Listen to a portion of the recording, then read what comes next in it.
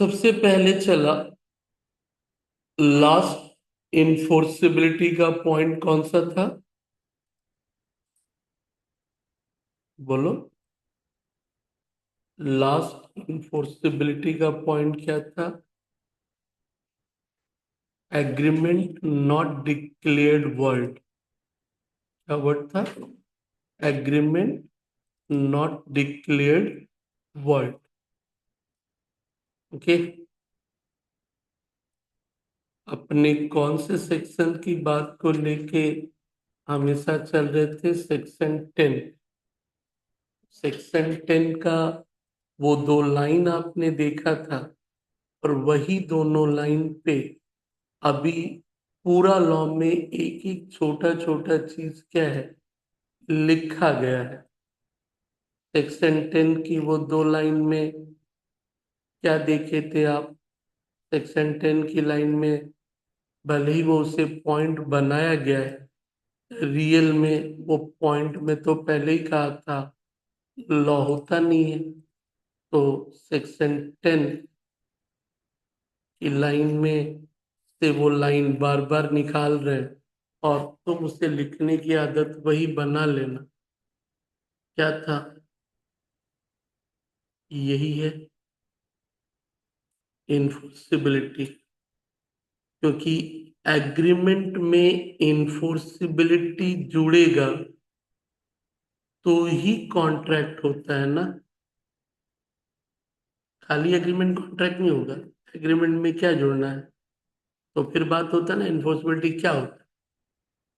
Enforceability का जिक्र कहाँ पे है? क्या है? All agreements are contract if they are made by free consent of the party competent to contract for a lawful consideration, lawful object, and are not hereby expressly declared to be what? Void. तो इसी में से चार चीज हम लोग पढ़ रहे थे, और आज हम लोग बात करने वाले हैं किस पे? नॉट डिक्लेयर्ड वॉइड पे।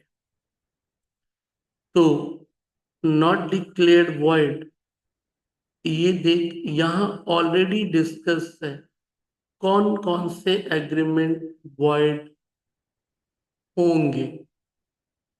तो क्या क्या बोला है? बहुत कुछ रिपीट है। अब बहुत सारी चीजें तेरा रिपीट होना चालू होगा। पहले ही पढ़ चुका था। कहाँ पे? कैपेसिटी टू कॉन्ट्रैक्ट में। उसी को रिपीट किया कि वो वॉइड होंगे। तो बोला यहाँ अलग से क्यों बोलना, बस बोल दिया उसने। फिर क्या बोला था? बाइलेटरल मिस्टेक, ये भी पढ़ा था हम लोग। Bilateral mistake, mistake of law, mistake of fact. ठीक है। इसके बाद ये हम लोग पीछे पढ़ा, कंसिडरेशन और object is what? Unlawful. Consideration और ऑब्जेक्ट इज व्हाट? अनलॉफुल। 23 में पीछे पढ़ा।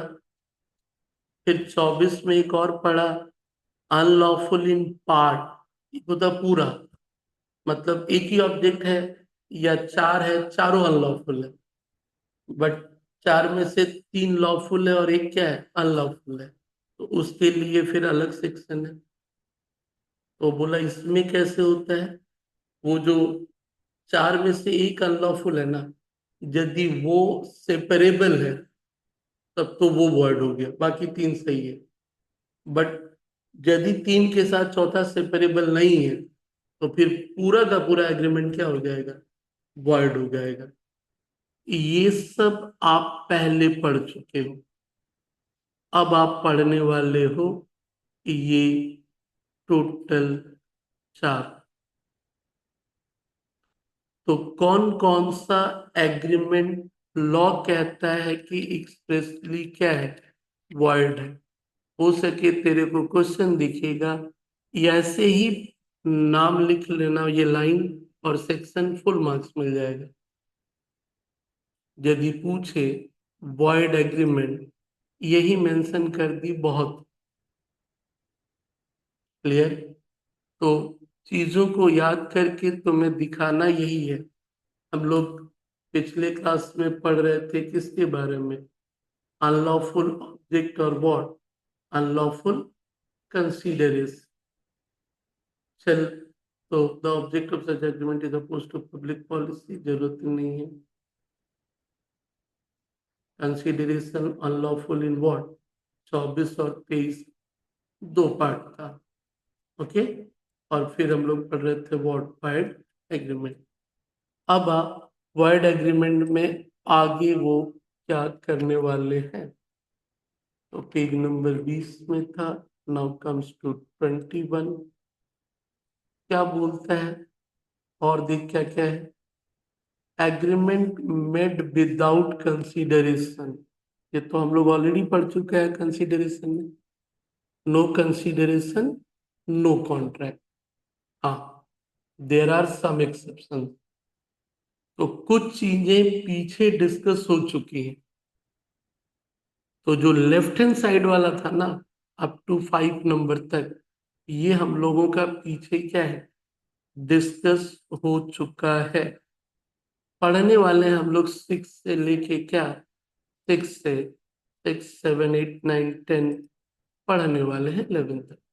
क्या कहता है लॉ,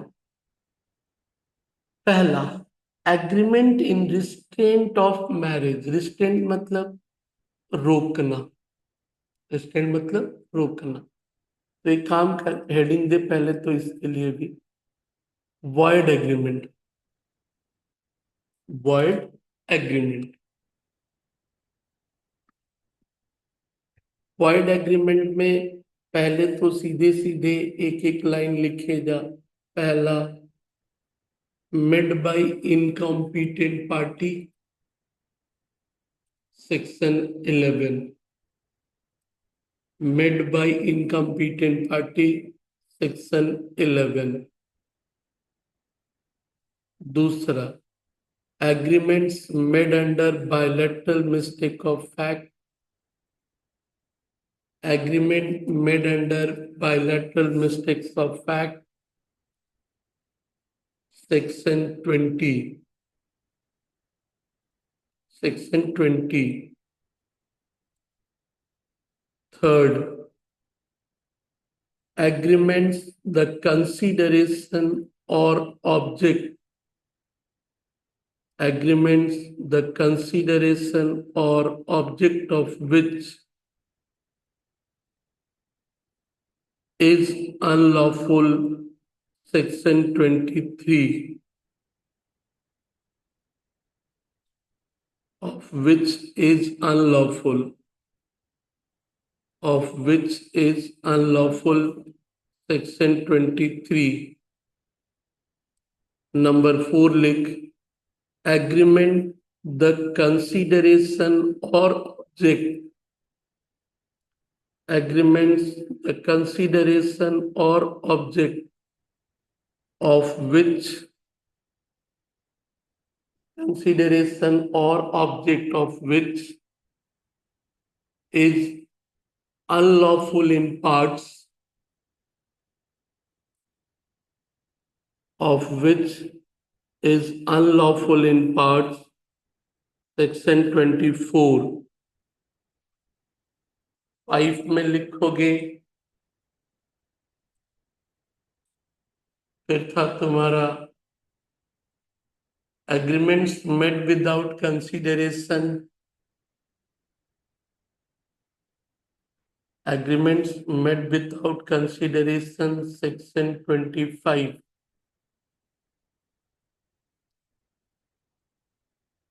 सेक्शन 25, ये 5 हम लोग पीछे पढ़ चुके हैं। अब आजा छठा, agreement in restraint of marriage, agreement in restraint of marriage,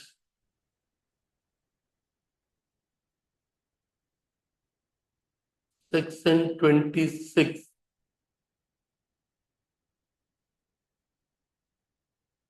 अब यहां से थोड़ा समझना चालू करोगे। एग्रीमेंट मतलब शुरू का चार पांच तो चल जो देखा देखा, क्योंकि एग्रीमेंट विदाउट कंसिडरेशन अलग से नहीं भी बोलता तो डेफिनेशन के हिसाब से तो था ना। ये प्रॉमिस में क्या जोड़ना जरूरी है? तो जब ये है ही नहीं तो कहाँ से होगा भाई? कैपेसिटी नहीं है तो नहीं होगा। पहला पॉइंट वही था 11। या फिर मिस्टेक फ्री कंसेंट वाला में था। फिर ऑब्जेक्ट एंड कंसिडरेशन में फुल और पार्ट था। तो 5 पॉइंट तो तेरा यही बना। पॉइंट यही बन गया। कंसिडरेशन एक, कैपेसिटी दो, बायलेटरल मिस्टेक्स तीन, लॉफुल ऑब्जेक्ट फुल चार, लॉफुल कंसिडरेशन पांच। अब अलग से हम लोग क्या देखने की कोशिश कर रहे हैं? Agreement in restraint of marriage.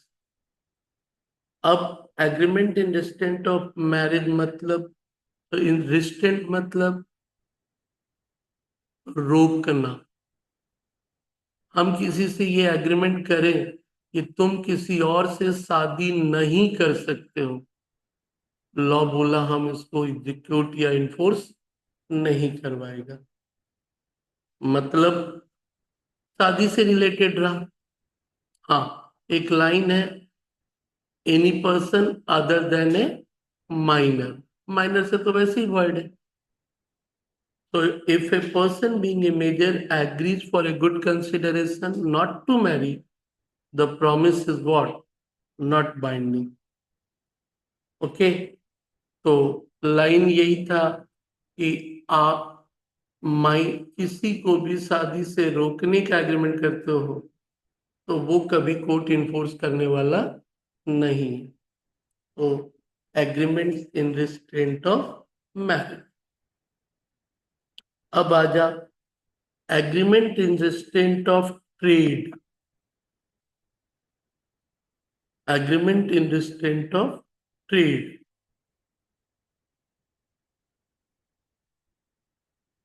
Agreement in restraint of trade में भी बोला गया, ट्रेड मतलब फिर अब वो काम। हम तेरे साथ एक एग्रीमेंट किए, दो अनजान लोग, कि तू कोई कोचिंग इंस्टीट्यूट नहीं खोल सकती है, तो वो एग्रीमेंट भी मेरा क्या होगा? वॉइड होगा। तो किसी को काम करने से रोकने के लिए यदि एग्रीमेंट बना रहे हो तो वो बोला गया कि वो तुम्हारा क्या होगा? वॉइड होगा। लेकिन दो या तीन एक्सेप्शन है इसमें, कुछ केसेस में रोक सकते हो। एक जनरल केस में क्या बोला? लाइन, लॉफुल प्रोफेशन, ट्रेड और business, to that the extent is what? Void, but there are somewhat following exceptions. तो चल इसके अंदर लिख जो लाइन था, an agreement by which any person is, agreement by which any person is restrained from exercising, from exercising a lawful profession,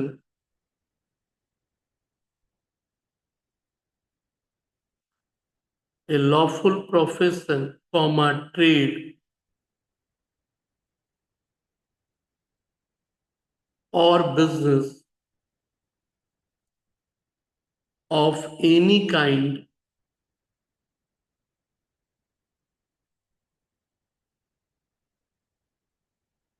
is to that extent, is to that extent void.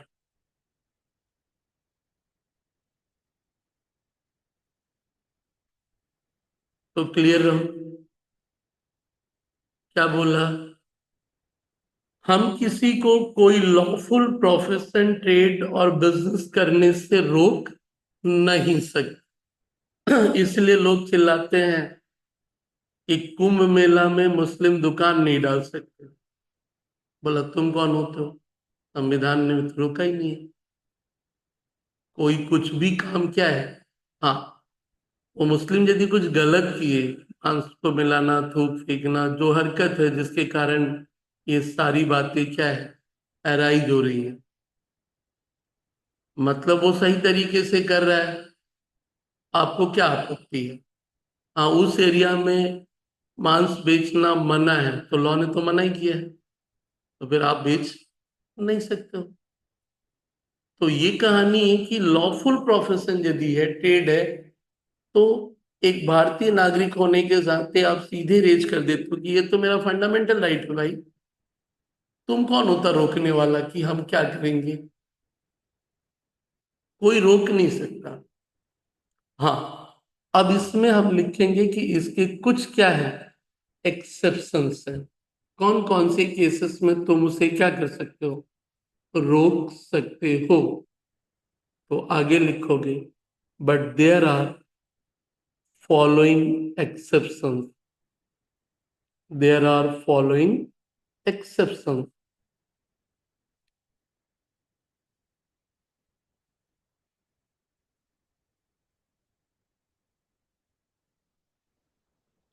कौन सा है? पहला लिखेगी उसमें point heading के तौर पे, sale of goodwill, of goodwill. सामने लिखेगी similar business, similar business, comma, specified local limit,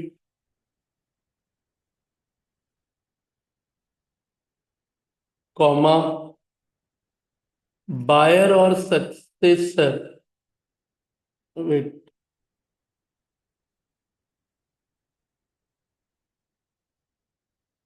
ठीक है रहने दो,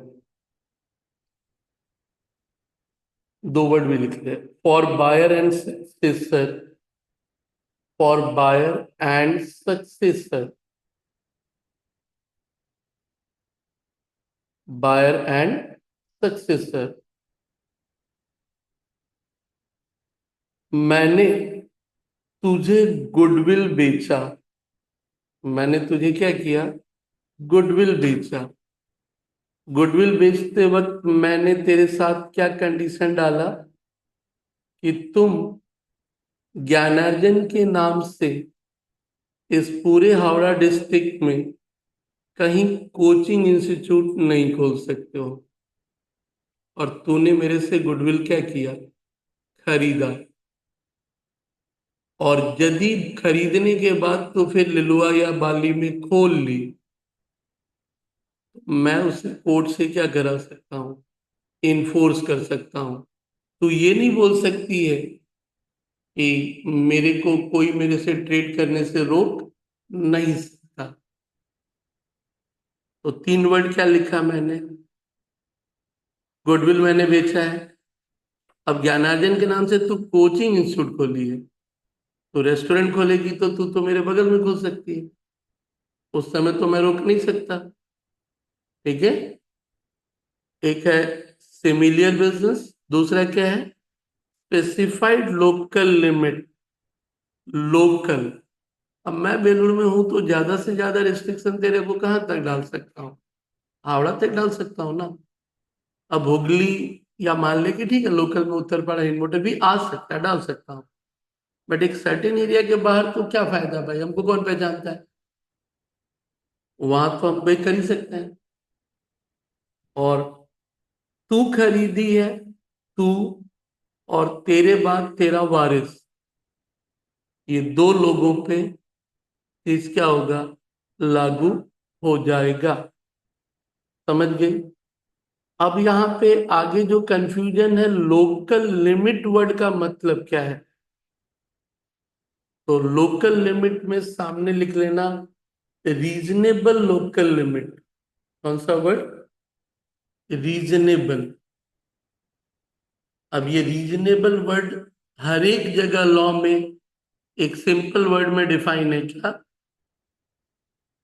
reasonable depend upon the circumstances। मेरा ज्ञानार्जन सिर्फ मान ले कि लिलुआ बेलुर तक जानते हैं, हावड़ा तक, लेकिन फिजिक्स वाले को तो पूरा इंडिया में जानता लोग। तो फिजिक्स वाले से यदि गुडविल खरीदेगी, तब तो रीजनेबल क्या हो गया, होल इंडिया। तब तो क्या हो गया, होल इंडिया। वर्ल्ड के दूसरे कंट्री में तो क्या है, कर सकती है। तो ये मतलब है पहला एक्सेप्शन। क्योंकि ऊपर क्या बोल रहा है, हम किसी को ट्रेड करने से रोक नहीं सकते।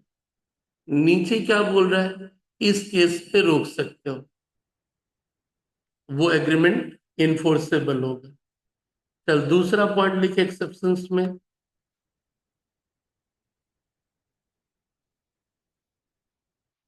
Outgoing partner.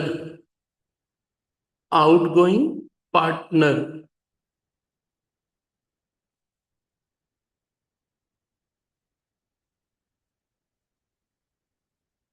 ठीक है।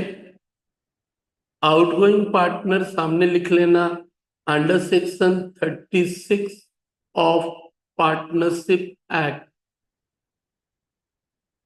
36 of partnership act, contract act का सेक्शन नहीं है ये, पार्टनरशिप एक्ट में ही बोला है।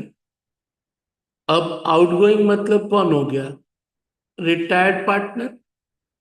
अब मान ले कि ABC कपड़े का दुकान चलाते थे, सी रिटायर्ड हो गया। सी रिटायर्ड होने के बाद बगल में एक अपना प्रोप्राइटरशिप का दुकान खोल लिया। तो बात हुई, बाकी लोग तो गलत फहमी में चले जाएंगे ना, कि यार कहीं सी भी पार्टनरशिप कही तो ये दूसरा दुकान नहीं है, पार्टनरशिप कही तो ये दूसरा दुकान नहीं है।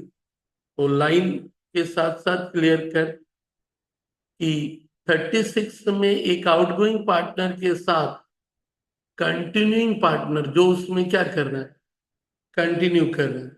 अब ऑब्वियसली जो पार्टनर है वही रोकेंगे ना, तो ये वर्ड तो बहुत बड़ी बात नहीं है। Not carry on any business similar to that of form within a what specified period, and within a what,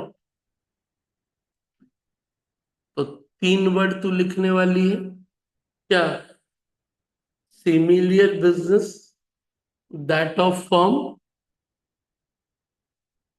similar business that of form, specified period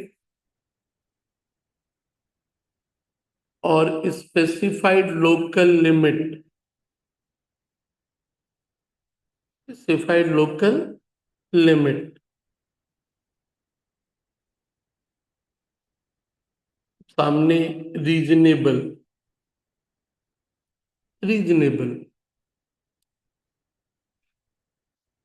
पहला वर्ड। उनका कपड़े का धंधा था, उसने भी क्या खोला, कपड़े का ही खोला। वो रेस्टोरेंट का खोलता तो कोई आनी जानी नहीं है। फिर क्या है, स्पेसिफाइड पीरियड। अब स्पेसिफाइड पीरियड मतलब आज रिटायर्ड हुआ, 2 साल तक नहीं खोला, 2 साल के बाद खोल सकता है, या साल भर के बाद। क्यों भाई, अब तो लोगों को नहीं पता ना कि हम पार्टनर हैं। तो यदि पार्टनरशिप हम क्या बोला कि 20 साल तक नहीं खोल सकते हो, कॉन्ट्रैक्ट एक्ट क्या बोला भाई, क्या वो 20 साल रीजनेबल है, तुमको क्या लगता है, रीजनेबल तो नहीं है ना। एक आदमी आप फॉर्म में हो, निकल गए हो, तो तुम भी जानते हो कि साल 2 साल के बाद तो लोग क्या है, भूल जाएंगे। साल 2 साल के बाद लोग क्या है, भूल जाएंगे। तो जब साल 2 साल के बाद लोग भूल जाएंगे, तो फिर तो 2 साल के बाद हम खोले तो तुमको क्या आपत्ति है भाई। मतलब आप ऐसा कोई अनरीजनेबल टर्म्स नहीं डाल सकते हो। And then specified local limit, यानी फिर वही है, फॉर्म जहां पे है वहां से कितने दूर के अंदर। अब ये भी तो फिर डिपेंड करता है ना कि उस फॉर्म की पहचान कितनी है। चलिए दूसरा पॉइंट लिखे क्या, आउटगोइंग पार्टनर। तीसरा पार्ट तीसरा लिखोगे continuing partner. Continuing partner, continuing partner मतलब एबीसी तीनों है। अब एबीसी तीनों है, पार्टनरशिप में आए, कपड़े का दुकान था, पार्टनरशिप में रहते हुए एक और दुकान खोल रहा है, तो इसको कौन सा सेक्शन लिखोगे? Section 11 of the partnership.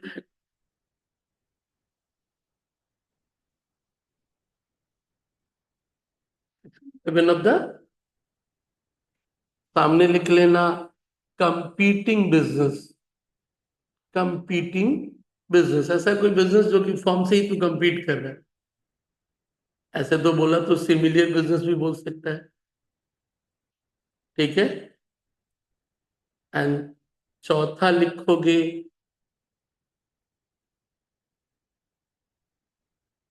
Agreement of serve, agreement of service,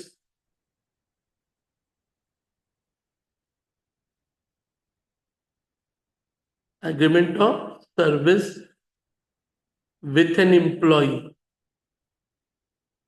या एग्रीमेंट ऑफ सर्विस हटा दे, agreement with employee, agreement with employ.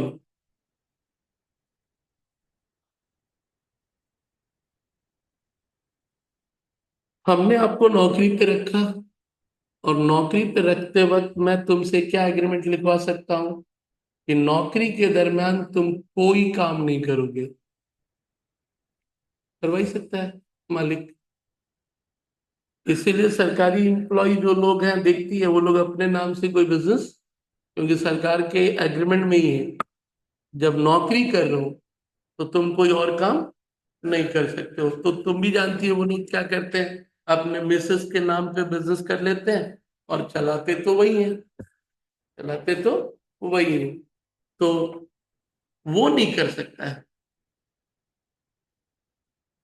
नौकरी तब जब तक है, ठीक है, आप एम्प्लॉय नौकरी में रखे हो तो नौकरी की कंडीशन में वो क्या डाल सकता है कि इसके सिवा तुम और कोई काम नहीं कर सकते हो, और यदि दिखा तो वो टर्मिनेट कर सकता है, नौकरी से तुम्हें निकाल सकता है। और निकाल देने के बाद हम कुछ करें, तुम कौन होते हो? मेरे यहाँ जब तक कोई एम्प्लॉई है, हम कंडीशन डाल सकते हैं कि वो कोई दूसरे कोचिंग इंस्टीट्यूट में क्या है, नहीं पढ़ाएगा। लेकिन यदि वो मेरे यहाँ से छोड़ के चला गया, तब तो कोई अधिकार नहीं है, क्योंकि पार्टनर तो था नहीं। पार्टनर वाला में डाल सकते, पार्टनरशिप में लेते वक्त हम एग्रीमेंट बना सकते हैं कि पार्टनर बन रहे हो, उस समय तो चलो कोई काम कर ही नहीं सकते हो। लेकिन यदि छोड़ के भी जाओगे ना, तो इतने दिनों तक इस एरिया में बिजनेस क्या है, नहीं कर सकते हो। तो क्या पढ़ा अभी? एग्रीमेंट रिस्ट्रेंट ऑफ वॉर, क्या किसी को रोक सकते हो ट्रेड करने से? कौन से केसेस में रोक सकते हो? पीछे का 4 केसेस में। अब नेक्स्ट पॉइंट लिखना तीसरा, मतलब तीसरा नहीं, ऊपर से तो 8वां हो गया। Agreement in restraint of legal proceeding,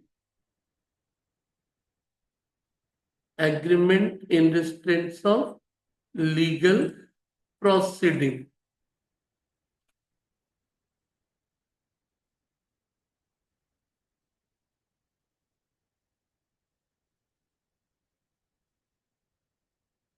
section 28।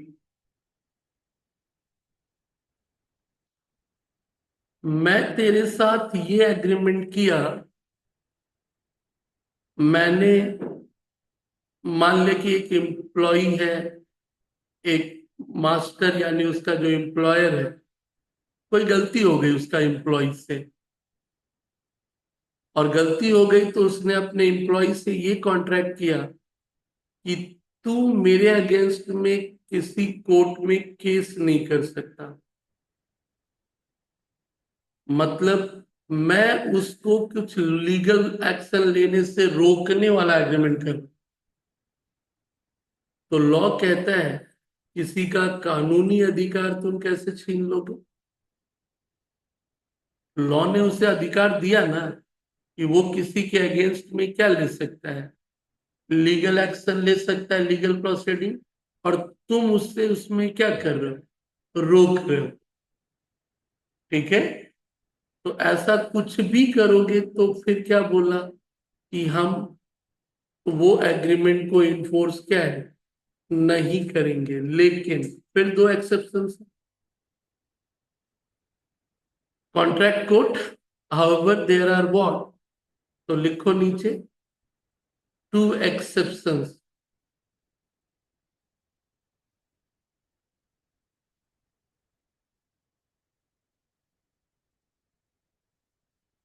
Party agree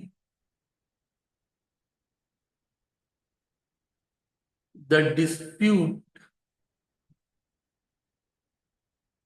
referred to arbitration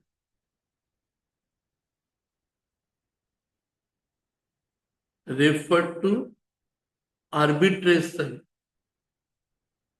and amount awarded in such arbitration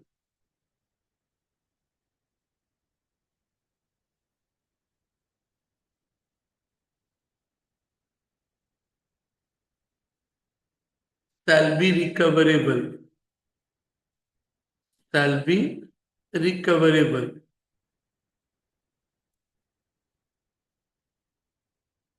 arbitration को एक जनरल भाषा में लिख दे पंचायत, एक जनरल भाषा में क्या लिख दे, पंचायत।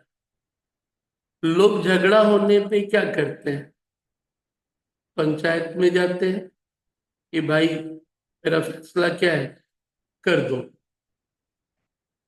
यदि हमारा और तेरा एग्रीमेंट रहा कि हम लोगों के बीच झगड़ा होगा, तो एक अलग से डेजिग्नेशन है सीएसीए में होने के बाद आप ये एग्जाम भी दे सकते हो, आप एक आर्बिट्रेटर बन सकते हो। सीएमए पास करने के बाद बहुत अलग अलग छोटी छोटी डिग्री है,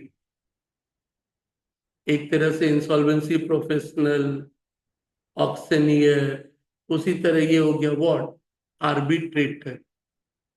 आर्बिट्रेटर मतलब तुझे एग्जाम में वो सब कुछ सिखाया जाएगा कि कोई झगड़ा तेरे पास आएगा तो तू कैसे सुलझाएगी। तो दो लोग जब एग्रीमेंट करते हैं ना, तो कभी कभी एग्रीमेंट में लिख देते हैं क्या, देख भाई झगड़ा होगा ना तो कोर्ट नहीं जाएंगे हम लोग, पहले हम लोग कहाँ जाएंगे, पहले इस आर्बिट्रेटर के पास जाएंगे। दोनों राजी हैं, क्योंकि कोर्ट जाने के चक्कर में तू तो चला गया, हम फालतू का क्या होंगे, परेशान हो जाएंगे। हाँ झगड़ा हुआ तो हम ही बोलते कि तू नहीं जा सकता, हम लोग पहले किसके पास जाएंगे, आर्बिट्रेटर के पास। और आर्बिट्रेटर यदि कोई एक फैसला सुनाया, क्या लिखा, any only the amount awarded, एक अमाउंट का फैसला सुना है कि ये रुपया तुमको इसको क्या करना होगा, देना होगा, और इसके लिए तुम कोर्ट नहीं जा सकता है, तो बोला वो फिर वैलिड है, क्योंकि आर्बिट्रेटर तो ऑलरेडी अवार्ड है। और दूसरा लिख,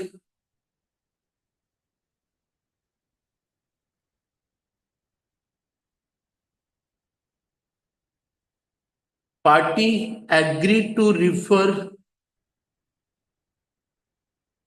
party agreed to refer the matter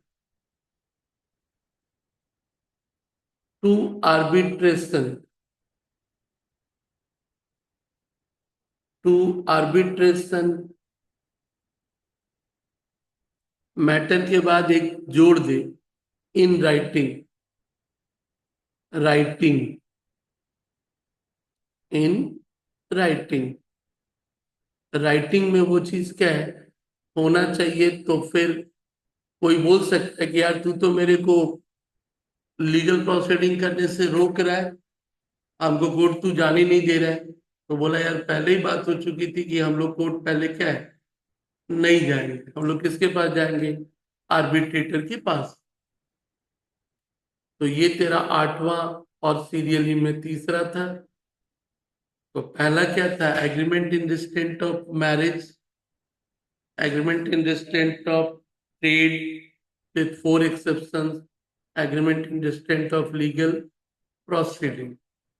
अब लिख 9th और चौथा बोल, agreement the meaning of which is uncertain.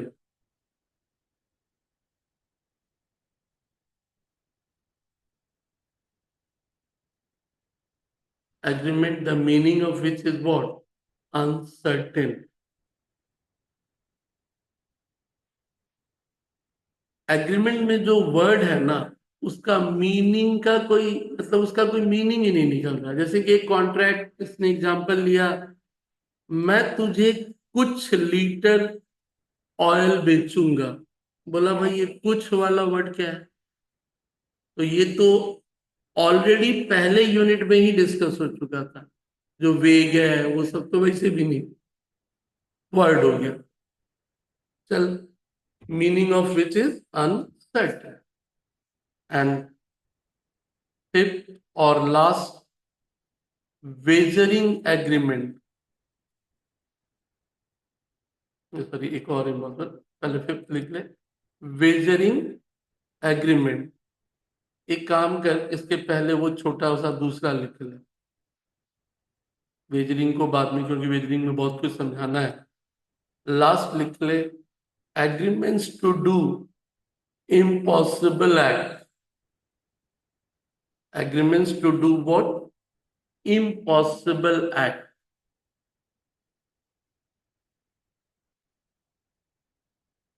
तो ये भी तो बहुत पहले डिस्कस हो चुका था। जो चीज इम्पॉसिबल है उसके कॉन्ट्रैक्ट को क्या कोर्ट इन्फोर्स करेगा भाई? चांद तारे तोड़ के लाएगा, वो तो पॉसिबल ही नहीं है, वो तो पॉसिबल है ही नहीं। चल, अब आजा लास्ट पॉइंट जिस पे बात करने वाले हम लोग, वेजरिंग। वेजरिंग एग्रीमेंट सेक्शन 30 और इम्पॉसिबल था तेरा section 31, sorry 56, 56,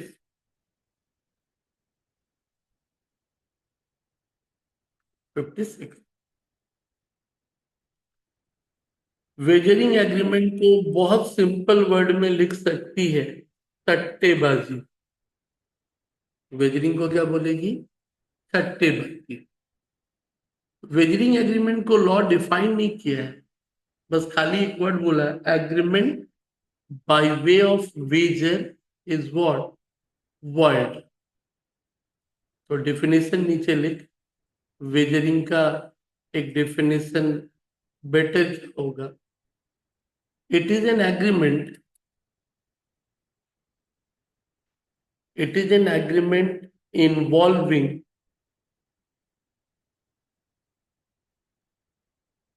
payment of a sum of money, payment of a sum of money upon the determination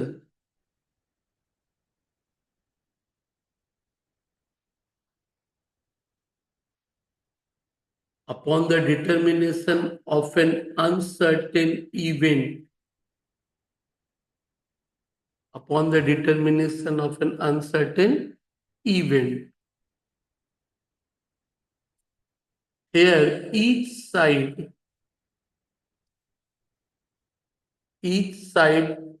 should stand to win or lose, to win or lose,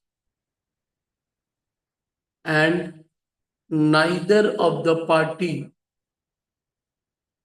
has a neither of the party has legitimate interest,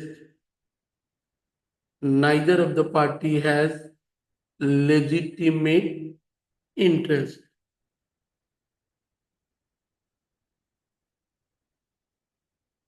तो सट्टेबाजी, हम और तू अभी एक agreement किए कि बारिश होगा तो मैं तुझे 100 रुपया दूंगा, और नहीं हुआ तो फिर तू देगी। इसको ही तू क्या कह सकती है? सट्टेबाजी। तो लाइन के हिसाब से देख, एग्रीमेंट क्या था? Payment of money. हम तेरे को क्या करेंगे? पैसा देंगे। पेमेंट ऑफ मनी, पैसा। और कुछ हुआ तो नहीं हुआ बिजली, फिर तो वो वैलिड हो जाएगा। Payment of money, determination of what? Uncertain event. अब बारिश होगा या नहीं होगा ये तो सर्टेन नहीं है। तो दो चीज रहा। अब इसमें है कि आगे लिखी each side stand to win और लूज। तो भी जानती है मैं भी ये जीत सकता हूँ, मैं हार सकता हूँ।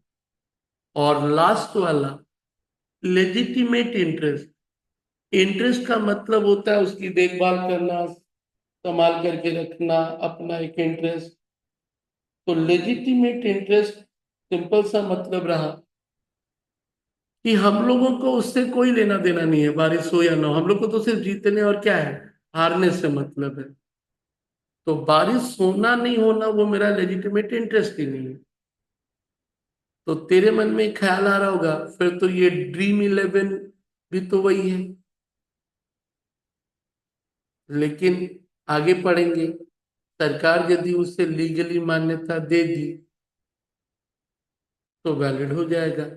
बट नॉर्मली क्या बोला गया, वो वॉइड है। आगे, इसेंशियल्स ऑफ वेजर। इसेंशियल मतलब वेजरिंग एग्रीमेंट के लिए क्या होना जरूरी। ऑलरेडी उस डेफिनेशन में दिख रहा है, अलग से नहीं लिख रहा हूं। क्या है? प्रॉमिस टू पे। अलग से दिख नहीं रहा हूं, ऐसे लोग बना लेते हैं, या लिख ले heading, essentials of a wager. Essentials of a wager. तो देख क्या क्या पॉइंट है जो अभी डिस्कस किए। पहला क्या था? टू पे और मनी वर्थ। दूसरा क्या है? इवेंट्स हैपनिंग भी हो सकता है और व्हाट नॉट हैपनिंग भी हो सकता है। तीसरा क्या है? Uncertainty of what event. चौथा क्या है? ईच पार्टी शुड स्टैंड और व्हाट लूज। कॉमन इंटेंशन हम लोगों का सिर्फ क्या था? बेट करना ही तो था। और अपने को उसमें क्या है, सिर्फ अपने को अपने पैसे से क्या है, मतलब है। तो कौन कौन सा छह अलग से लिखा अभी? अभी वेजरिंग पे और भी कुछ है, बात करेंगे वेजरिंग में, क्योंकि कुछ चीजें इसमें वेजरिंग के बराबर माना जाएगा। लेकिन पहले क्लियर कर, हम लोग क्या पढ़ रहे थे? कौन से एग्रीमेंट है जिनको लॉ एक्सप्रेसली क्या बोलता है, वॉइड। कुछ चीजें ऑलरेडी पीछे डिस्कस हो चुकी हैं, 5। अभी तू देख रहा था 6, बट इस 6 में भी 2 कभी जनरली बात हो चुकी थी, अनसर्टेन और इम्पॉसिबल। अदरवाइज तू मेन 4 देख रहा है, कौन कौन सा?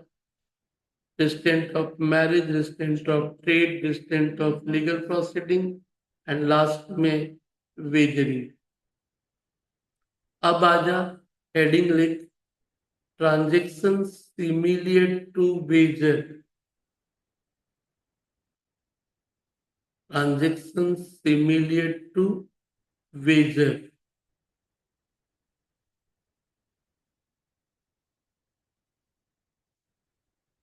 पहले लिख, लॉटरी ट्रांजेक्शन। Lottery transactions. ठीक है। अब ये जो 1 करोड़ 2 करोड़, अब सरकारी है तब तो चल ही जाता है भाई। हाँ, पेजरिंग वॉयड है लेकिन तुम उसको सजा नहीं दे सकता है। वेजरिंग को बोला जा रहा है कि एक तरह का तो प्राइम मोटिव ही क्या है, गैम्बलिंग ही है ना। 100 रुपए का हम टिकट कटा के 1 करोड़ का क्या है, वासा कर रहे हैं। तो एक तरह का जुआ ही बोल दे उसको भाई। तो लॉटरी ट्रांजेक्शन क्या है, एक तरह का जुआ है। हाँ, जो आदमी करवा रहा उसको जेल नहीं होती है, लेकिन तुम बोला कि मेरा ये पैसा नहीं दे रहा ना, कोर्ट बोला हम नहीं देखने वाला। बोला खेलने का ही गया तू, खेलने क्यों गया तू, तो कोर्ट उसे इन्फोर्स करने वाला नहीं। वो उससे संबंधित कुछ है तो भी सबका सब। तो लिख एक लाइन उसमें, lotteries are illegal, lotteries are illegal and even collateral transactions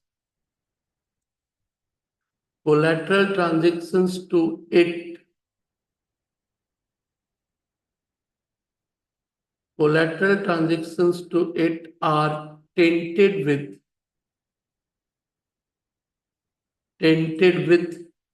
illegality, tainted with illegality।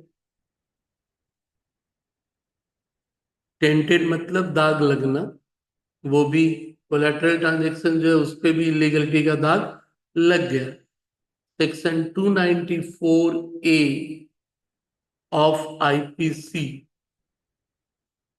294A of IPC, Indian penal code. Clear? तो क्या है बात निकल के,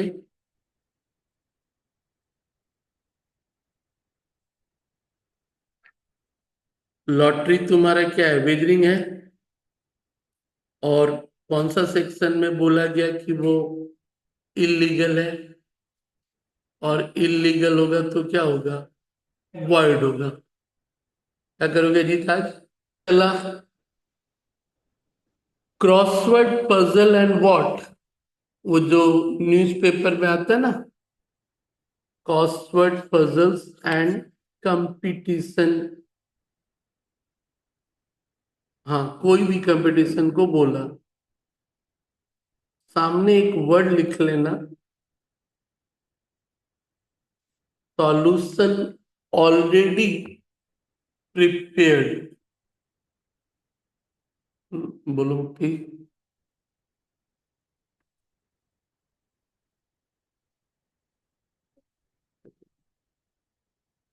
কোনটা বললে?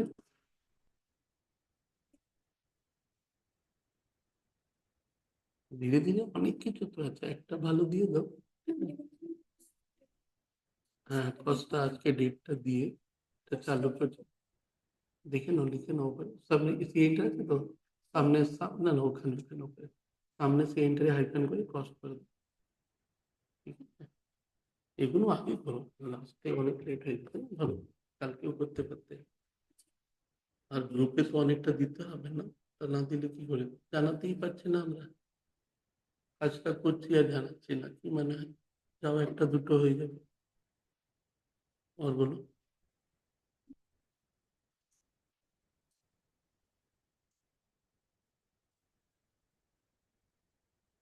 ডেটটার ব্যাচ কোনটা?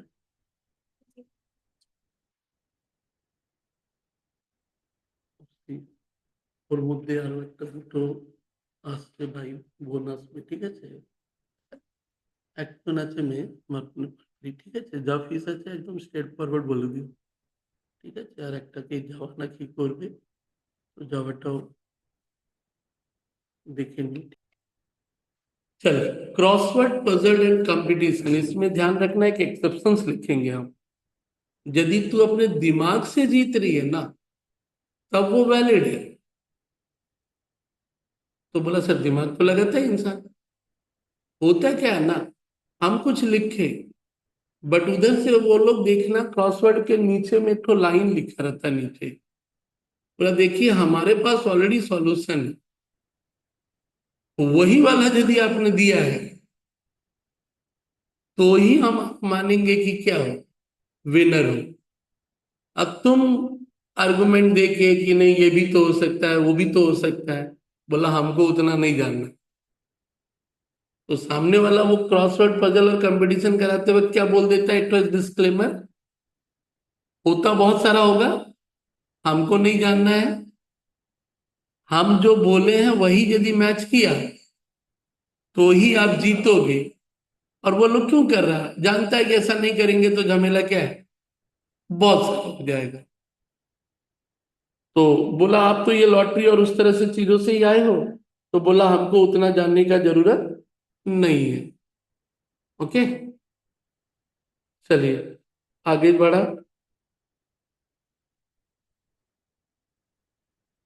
क्रॉसवर्ड के सामने क्या लिखा है, एक तो वर्ड अभी, प्रीवियसली प्रिपेयर्ड सॉल्यूशन, यही ना, कि नीचे फिर एक तो लाइन लिखेगा और एक केस लॉ लिख ले सब किया, state of Bombay versus RMD चमार बंगवाला।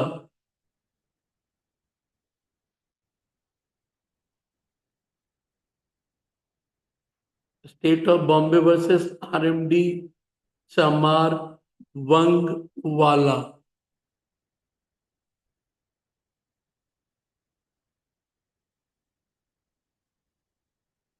Okay,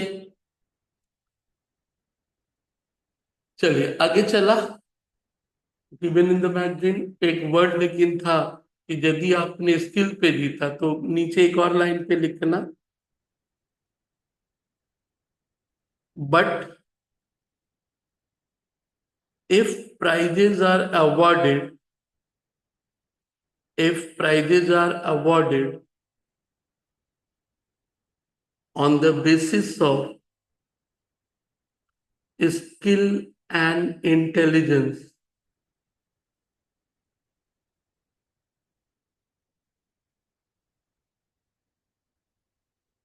skill and intelligence are valid,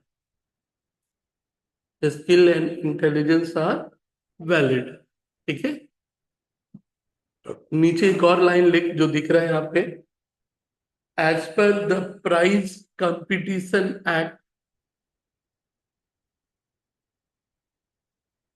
prize competition act comma 1955,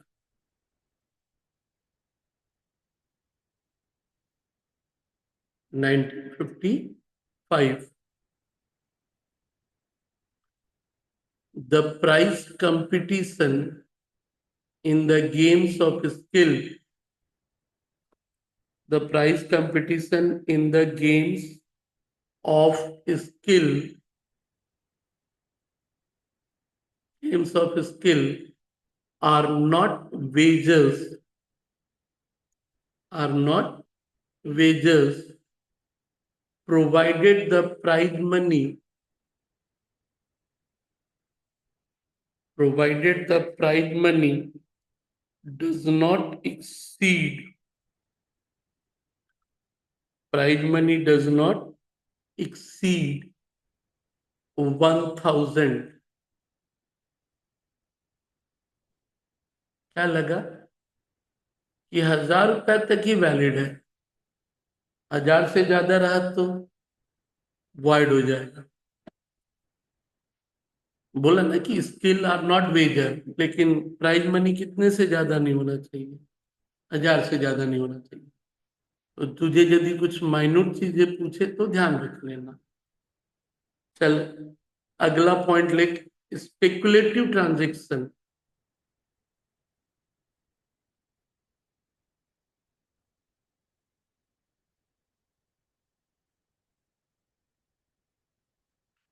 सामने लिख लेना, settlement of difference,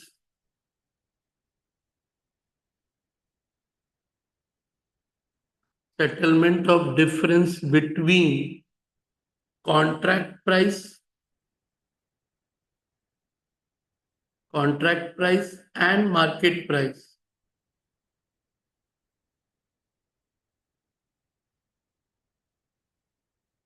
contract price and what, market price is void।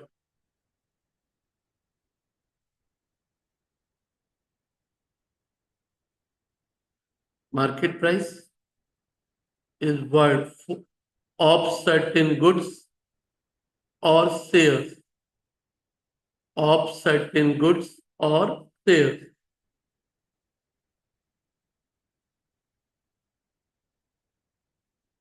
अब होता है क्या है ना, देख, एक लाइन वो जो इज वर्ड हटा दे एक बार तो, वो बहुत बड़ा बात है, वर्ड तो है ही है सब, ठीक है, इज वर्ड हटा दे, ऑफ सर्टेन गुड्स और sales on a specified day, on a specified day without physical delivery, without physical delivery,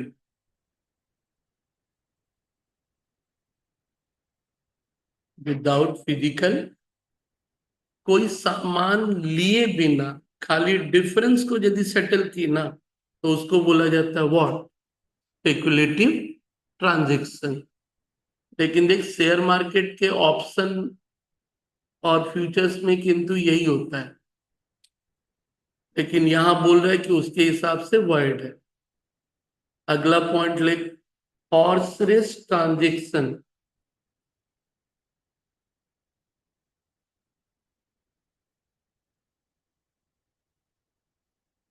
for a bet winner amount, for a bet winner amount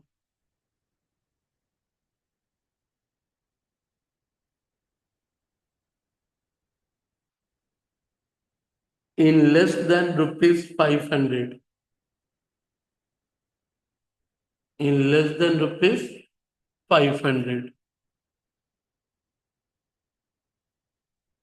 अजीब लाइन है, 500 रुपया से नीचे वो क्या माना जाएगा, तेरा वर्ड माना जाएगा। हॉर्स रेस क्या होता है कि जिनको अथॉरिटी है वही लोग कराते हैं, और वो तो लीगली अपने आप में ये चलता ही है। कौन कौन सी चीजों को बोला वेजरिंग के बराबर है, तो आगे का पॉइंट ये है, कौन सा वेजरिंग नहीं है, कौन सा वेजरिंग, कुछ ऊपर में ऑलरेडी एक्सेप्शन जो पढ़ा वही आना है, एक दो केस अलग छोड़ते हुए, तो फटाफट चार ठो नाम लिख ले। Transaction not regarded as wagering, not regarded as wagering.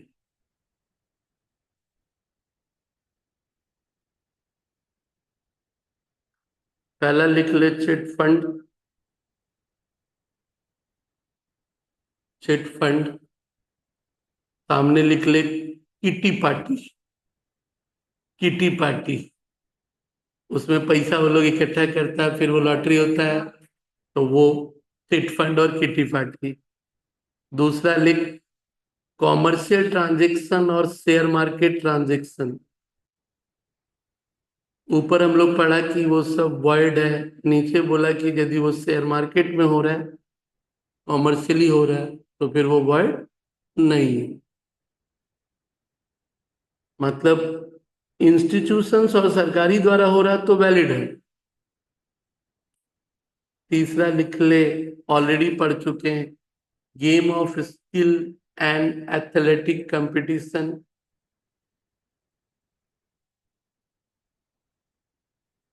Game of skill and what, athletic competition, ऊपर में ऑलरेडी हम लोग क्रॉसवर्ड प्रोजेक्ट में देखा था, वही चीज रिपीट है। लास्ट लिख ले, एक कॉन्ट्रैक्ट ऑफ इंश्योरेंस, इंश्योरेंस भी कुछ वेजरिंग की तरह लगता है, आग लगेगा तो तुमको क्लेम क्या है, मिलेगा, लेकिन वो तो वैलिड है। तो इसी से रिलेटेड अगले क्लास में पढ़ेंगे कंटिंजेंट कॉन्ट्रैक्ट वाली बातें। तो ये आज तूने खत्म किया, एक अपना डिफरेंस पढ़ लेना, difference between what, contract of insurance. लेकिन हमको लगता है पहले नेक्स्ट क्लास में ध्यान रखना, कॉन्टिजेंट पढ़ाएंगे तो वो चीजें उसमें आएंगी।